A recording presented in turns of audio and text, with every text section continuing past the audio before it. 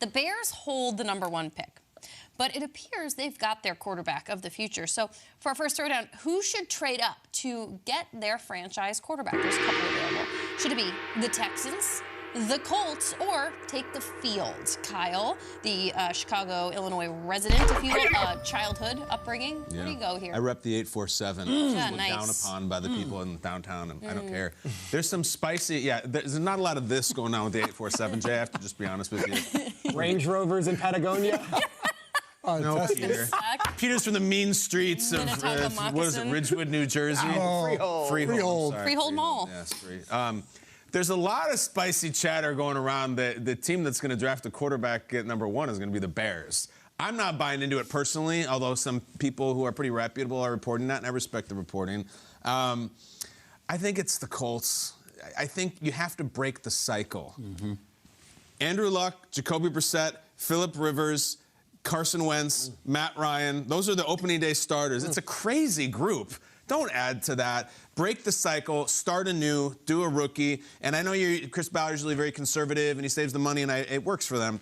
Let's go. Trade the hell up and get the #1 overall pick at the best quarterback on the board. I'd like to see them do that. Yeah, I'm right along with you. It was almost like a bad speed dating exercise of what's been going on with the Colts. Just quarterback after quarterback after quarterback. It's just like, just insert a new one and let's go ahead and try to do it. They have a really good, there you got him, Jay. There goes all the starters right there, all in the beautiful white jerseys. Yeah, it's all of them. There's Carson Wentz right in the middle. And they have a running back in Jonathan Martin. So many number 2s, by the way. Look at that. So many number 2s. That's fitting. Yeah. Same jersey. Yeah. Andrew Luck, come back. It's too late. At this point, yes. Trade up, do whatever you need to do. Go get your guy. Was that Hoyer? Was it Brian Hoyer in there? Brian Hoyer. I don't remember that one. Yeah, that's what it is. You feel the same way I do. Speed dating, you don't remember. You just knew there was that person. They said something. Hey, nice to meet you. I like to play chess. And when they rang the bell, you were like, she gone. There was a lot of like Sam Ellinger, Jacob Eason for a while. I remember Chad Kelly had a cup of coffee. Jim Kelly's nephew. They were like, he's the guy. It's been a rotating door, and yet I'm taking the field. I think there's a sneaky team at the bottom of the top 10 I'd keep an eye on. I think the Carolina Panthers are really interesting. The Carolina Panthers are interesting, and take a look at their starting quarterbacks since 2019 when Cam went down with an injury. Kyle Allen, Will Grier, Teddy Bridgewater, P.J. Walker, Sam Darnold, Cam Newton again. Remember he played against Arizona? I'm back! The whole thing. Weird. That was short-lived. Then Baker Mayfield to the start of last year. Then they went back to P.J. Walker. It was like we didn't get enough P.J. Walker. Matt Rule wasn't there, but P.J. still was.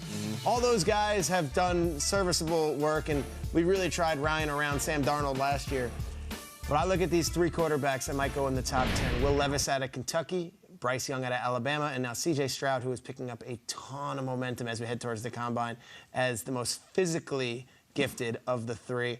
I think that the Carolina Panthers sitting at 9, they passed on Fields the last time. They passed on Mac Jones the last time. They took J.C. Horn. I don't think they skipped taking a quarterback. They might be aggressive and go and get one this time. There is like an egg on your face mentality for the 5 years after a quarterback is drafted and is really good for all the teams that passed on him. Yeah. So you have to kind of wear that for a while. I was going to take the argument that they should keep it but go defensive guy.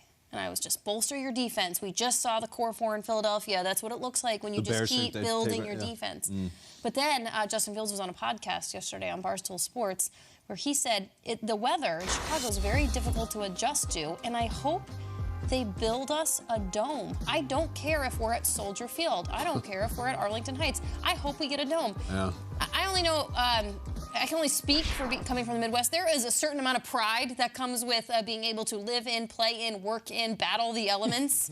And I just don't think, Kyle, please speak to this, that people in Chicago are going to take their quarterback, the man who is supposed to be the face of their franchise, too kindly that he says it is very difficult to adjust to, especially the wind. The wind makes Chicago. It's called the Windy City. What are you doing? Yeah, it's a complicated thing. I hear what you're saying.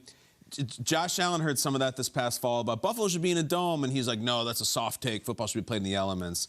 You know, there is a contingent in Chicago, and there's young people who are like, I'm over this. Soldier Field, it's tough to get to. We should do the Arlington Heights thing. We should. Now, I don't know about a dome, but... Is this not? It's not a slap in the face. It's not like, oh, I'm going to get drafted by Kansas City and like barbecue gives me acid or something. And it's weird because he didn't play in a dome in college. He played in Ohio. So right. I hear what you're saying. It's a jarring headline. It's interesting because it's how's your team built? Because when you talk about Buffalo and Josh Allen's like, no, but when you look at the Buffalo Bills, their team would do really well in a dome because they want to They're throw the smaller, ball. they're faster. Like, To Justin Fields' point, like, he said, I'm slower. It's cold. It's windy. Like, Yeah. This goes back years where people will say, this is bear weather. And it's like, well, we have Mike Martz's offense and Jay Cutler. It's a precision passing game. What do you mean bear we weather? lost 31-6. This is not Bears weather. It's not like that anymore. Peter, what do you think the likelihood is that instead they retain the #1 pick, but they trade Justin Fields? Have you heard this at all? Of course, that's a lot of talk. I think it's a wide open book. I saw Ryan Poles and Matt Eberflus during Super Bowl week. They were both there, and of course, they're not giving anything away. But like, I think when you finish a season with the worst record in the sport, nobody is untouchable.